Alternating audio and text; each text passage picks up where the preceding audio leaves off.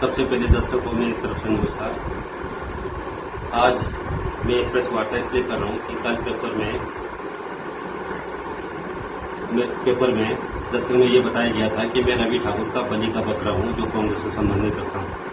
इस विषय में आपको बताना चाहता हूँ, मैं 35 years State Bank of India से as a chief minister retire किया है।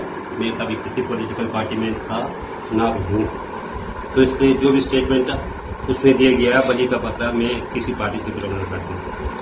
सेकेंडली मुझे बताया गया कि आप आपने अवैध कब्जे में मकान बनाया है गवर्नमेंट लैंड में।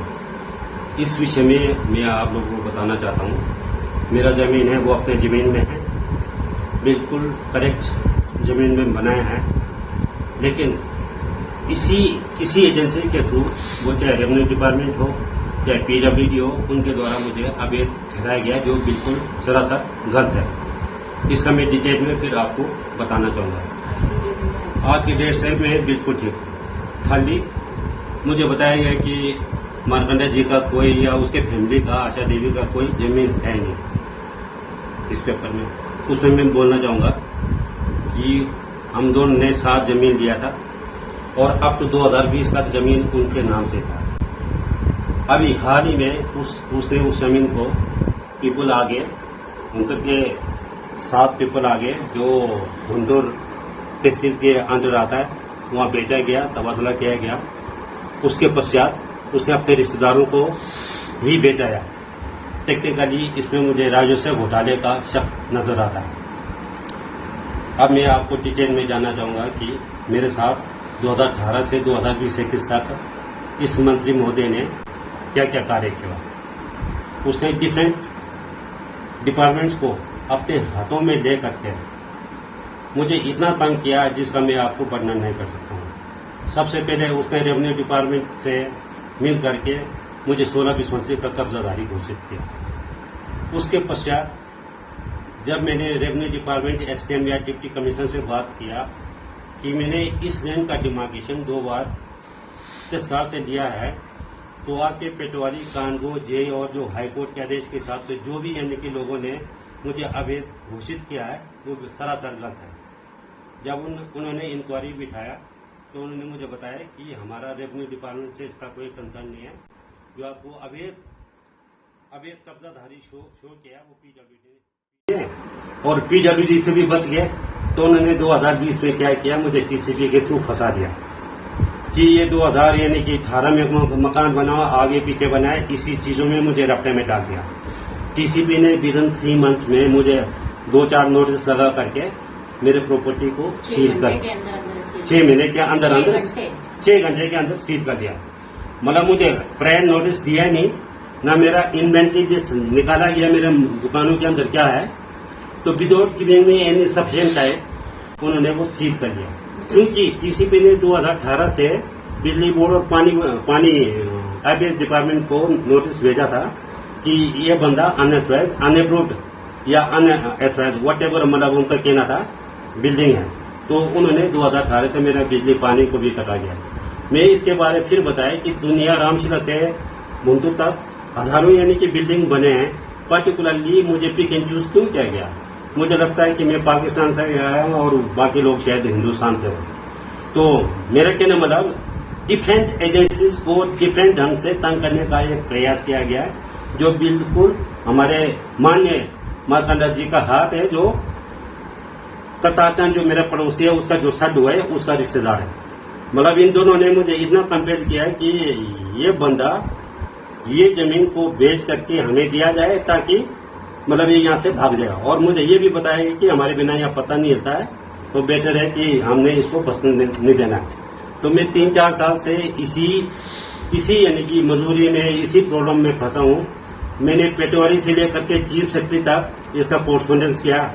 हर एक आदमी बोलता है, हर एक डिपार्टमेंट बोलता है कि यार ये पॉलिटिकल प्रेशर, हम कुछ नहीं कर सकते हैं। मैं ये बोलता हूँ कि मेरे साथ अन्याय क्यों हो रहा है, या तो मेरा जमीन आपको लेना है तो ले लो, प्रोवाइडेड सबका यानी कि उसी तरह से आप इसको खाली कीजिएगा।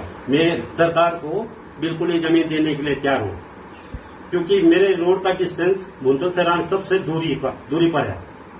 अगर कोई कंजेशन भी होता है तो कोई बात नहीं, मैं मान लेता।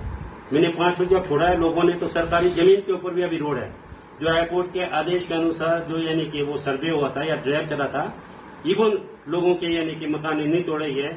जस्ट कंफर्मेशन मुझे लगता है इन्होंने हाईकोर्ट को प्रेषित किया। तो बाकी क्या बोले, यही मेरा अन्याय है चीफ मिनिस्टर से कि इस डिपार्टमेंट को यानी कि कोविड पीरियड में हर एक डिपार्टमेंट में गए, बहुत प्रॉब्लम हमने फेस की है, वो सिर्फ मार्कंडे की वजह से।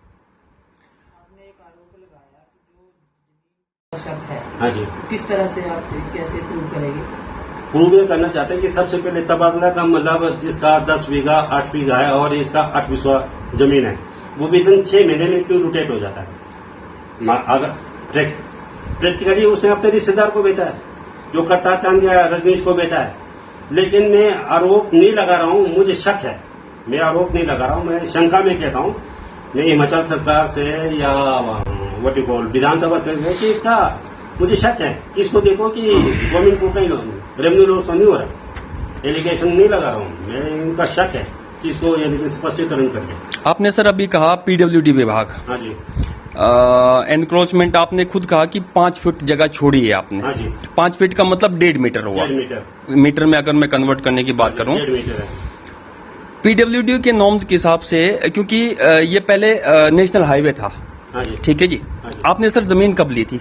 मैंने 2000 में जमीन ली थी। 2000 में जमीन ली थी। आपने कंस्ट्रक्शन कब किया था सर? 2003 में उन्होंने बना दिया था। 2003 में। हाँ जी, अब पहला क्वेश्चन मेरा सर ये है कि पीडब्ल्यूडी विभाग, हाँ जी, पीडब्ल्यूडी के हिसाब से जो मेजर, अभी ये जो रोड है मेजर डिस्ट्रिक्ट रोड है, हाँ जी, तो मेजर डिस्ट्रिक्ट रोड में जो एक्वायर्ड विड्थ होती है, हाँ जी, वो होती है 4 मीटर। हाँ, ठीक है जी, आपका 1.5 मीटर में, तो हाँ जी। 1.5 मीटर मतलब 2.5 मीटर जो है वो मेरे हिसाब से, अगर पीडब्ल्यूडी के हिसाब से कहें तो वो एक्वायर्ड विड्थ के अंदर आपने कंस्ट्रक्शन की है, हाँ जी। जो कि अनऑथराइज माना जाएगा। ठीक है, मुझे वो पता नहीं था, लेकिन मैं इस विषय में बताना चाहता हूँ कि जब भुट्टी कॉलोनी था वो ग्रामीण का क्षेत्र में आता था। मेरे टाइम में जितने भी मकान बने थे सभी बना रहे थे। आपने सर बताया आपने 2003 में मकान बनाया। हाँ जी। आपकी जानकारी के लिए मैं बता दूं sir, town and country planning department ने 2017 तक जो है ये ग्रामीण जो क्या कहते हैं जो पंचायतों के अधीन किया था। हाँ जी, 2017 के बाद दोबारा से ये टाउन प्लानिंग में आ गया था। अच्छा। एक तो उस हिसाब से आपका कंस्ट्रक्शन जो अनऑथराइज है, पहली बात। नहीं, मेरा 13/6/18 का, अगर 13/6/18 तक ये ग्रामीण का क्षेत्र में था, जिसका मैं आपको रिपोर्ट सर 2017 तक था, वो मेरे पास पूरे प्रूफ हैं उसके डॉक्यूमेंट्स हैं। 2009 से 2017 तक ये टाउन प्लानिंग से बाहर किया था। बाहर इसलिए किया था, उसका भी एक मैं और बताता हूँ। अगर 2017 तक आपने कंस्ट्रक्शन की होती हाँ जी, तो ये आपको पंचायत से पहले नक्शा पास करवाना पड़ता था। हाँ जी, उसमें भी ये कंडीशन ये है कि आपको टाउन प्लानिंग के नॉर्म्स के हिसाब से जगह छोड़नी पड़ती, तब कंस्ट्रक्शन कर सकते आप। अच्छा, आपके पास आपने खुद कहा कि 5 फुट जो है फ्रंट में छोड़ा है, तो 1.5 मीटर।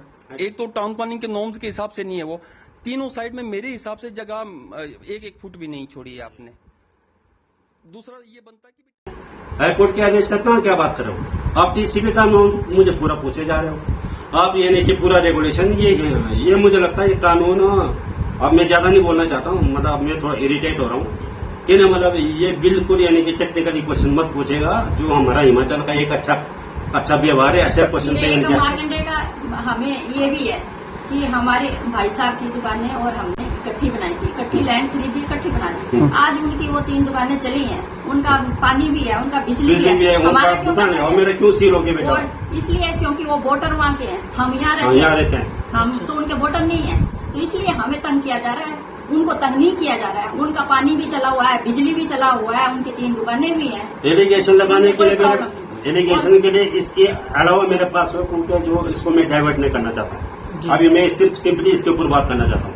और मारकंडे की वजह से हमारी फैमिली में लड़ाई झगड़े पड़ गए, 2 भाइयों में आपस में डिस्ट्रीब्यूट हो गया, दोनों आपस में वो हो गए। क्यों? क्योंकि वो वोटर वहाँ का था, उसको पता था कि मेरे को वहाँ वोट मिलेंगे, कोई लेना देना नहीं है, और हमारे पीछे हाथ धोके पड़ गया। 3 सालों से हम परेशान हो रहे हैं उसके चक्कर में। अब करता है, आप जानते हैं पर्सनली कोविड टाइम पर जो उसने मकान बनाया, कोविड के टाइम में हम दोनों बुजुर्ग आदमी हैं, और हम हर एक डिपार्टमेंट के चक्कर काट रहे हैं। कहाँ हमें जाना पड़ा। जो ये शिमला में हाई कोर्ट में इन्होंने वो केस किया था, हमें शिमला तक जाना पड़ा कोविड पीरियड में। एक ना आपने आज प्रेस कॉन्फ्रेंस में बात की थी कि मेरे पास एसके धीमान ने एक कागज दिया था हाँ कि ये गलत बन गया है, आपने थोड़ा कंस्ट्रक्शन नहीं की है। हाँ वो लेटर है आपके? हाँ मेरे पास है, दिखा दे। वर्बली नहीं बोला लेकिन ऑन रिकॉर्ड मेरे पास है। अच्छा ठीक है, ऑन रिकॉर्ड है कि वो मुझे फुटबॉल बना रहा है। ठीक आप रेवेन्यू के बाद और रेवेन्यू वाले बोलते हैं, पीडब्ल्यू ने क्या, फिर अल्टीमेटली मैं कहा देखो हम तो ऐसे ही घूमते रहे, हम घूमते गए, दोनों कागज मेरे पास। उधर कभी इधर कभी उधर, मतलब मुझे ऐसा घुमाता है ये जो मैं एलिगेशन लगा रहा हूँ इसमें इनडायरेक्टली बहुत से तथ्य है।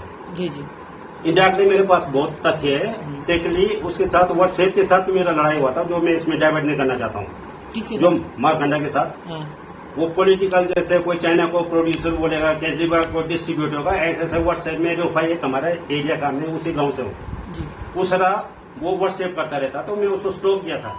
मैं कहा being a educated man you should not यानी कि display such kind of what you call messages. उसके बाद हमारा काफी वो वार्तालाप मेरे पास है, वो इस इशू में नहीं लाना चाहता हूँ। अब वो बोल रहा है कि एलिगेशन लगाऊंगा या जो भी करेंगे, उसके बाद मेरे पास बहुत प्रूफ है। ठीक, थोड़ा और वो उठाएगा, जैसे मेरे पास जमीन नहीं है, मैं जमीन को प्रूव करा। अब फुटबॉल बनाना चाह रहे थे कभी रेवेन्यू डिपार्टमेंट कभी, फिर मैंने जब आरटीआई लगाया तो उसके पश्चात उन्होंने इंक्वायरी किया। इंक्वायरी करने के बाद उन्होंने देखा कि ये बिल्कुल गलत रिपोर्ट है। उसके बाद उन्होंने मुझे 3 फीट का डिस्टेंस दिया, जबकि मैंने 1.5 फीट का डिस्टेंस गवर्नमेंट लैंड से रखा था। कहने का मतलब मेरे मकान के आगे सरकारी जमीन है, मेरा मकान के पीछे सरकारी कूड़ है, किसी के जमीन के बीच में मेरा कोई इसमें कोई टेंगल नहीं था। मतलब उन्होंने मेरे जमीन को ही मेरे को कब्जाधारी शो किया, जो अभी पेपरों में वायरल हो रहा है, जो सरासर निराधार है, सरासर गलत है। उसके पश्चात जब मैंने वो फिर आरटीआई से अपील किया तो उन्होंने मुझे सर्टिफिकेट दिया कि you are away from this road for 95 centimetres which I am not a encroacher. Thirdly मैं बताना चाह रहा हूँ कि जब हाईकोर्ट का ड्राइव चला था रामशिला से भुंतर में, उस समय अगर मेरा अवैध कब्जा होता तो मेरे उस मकान को क्यों नहीं उड़ाया गया, क्यों तोड़ा नहीं गया उस समय 2018 में, जबकि उसी मकान के एक हिस्से में मेरे भाई साहब का पोर्शन है सेम लेंथ में, उसको कुछ कट्ठे बनाया, उसके साथ ही मारकंडा जी का प्लॉट था। मैंने पीडब्ल्यूडी को ये कन्विंस किया कि अगर आगे से 5 फीट अगर मुझे आप इंक्रोचर बताते हो तो इसका मतलब पूरा लैंड को आप इंक्रोचर शो करो। आप लोगों ने ओनली मुझे पिक एंड चूज करके क्यों शो किया? तो उन्होंने कहा ये मंत्री महोदय का थोड़ा हाथ यार, एक गलती हो गया पेटवारी कानून से, बरबड़ी बताया, मुझे रिटर्न तौर पर नहीं दिया। तो उन्होंने मुझे अकॉर्डिंगली जो डिस्टेंस सर्टिफिकेट है वो as on date I am on proper land और 95 सेंटीमीटर का मुझे सर्टिफिकेट दिया है, जो I am not a encroacher at all. अच्छा, उसके पश्चात क्या था? उसके पश्चात जब उनको पता लगा कि 2020 तक के तो रेवेन्यू से भी बच गए और पीडब्ल्यूडी से भी बच गए, तो उन्होंने 2020 में क्या किया, मुझे टीसीपी के थ्रू फंसा दिया कि ये 2000 यानी कि 18 में मकान बनाओ, आगे पीछे बनाए, इसी चीजों में मुझे रफ्ते में डाल दिया। टीसीपी ने विदिन 3 मंथ में मुझे 2-4 नोटिस लगा करके मेरे प्रॉपर्टी को सील कर 6 महीने के अंदर 6 घंटे के अंदर सील कर दिया। मतलब मुझे प्रायर नोटिस दिया नहीं, ना मेरा इन्वेंट्री लिस्ट निकाला गया मेरे दुकानों के अंदर क्या है, तो विदाउट गिविंग में एनी सफिशिएंट टाइम उन्होंने वो सील कर दिया।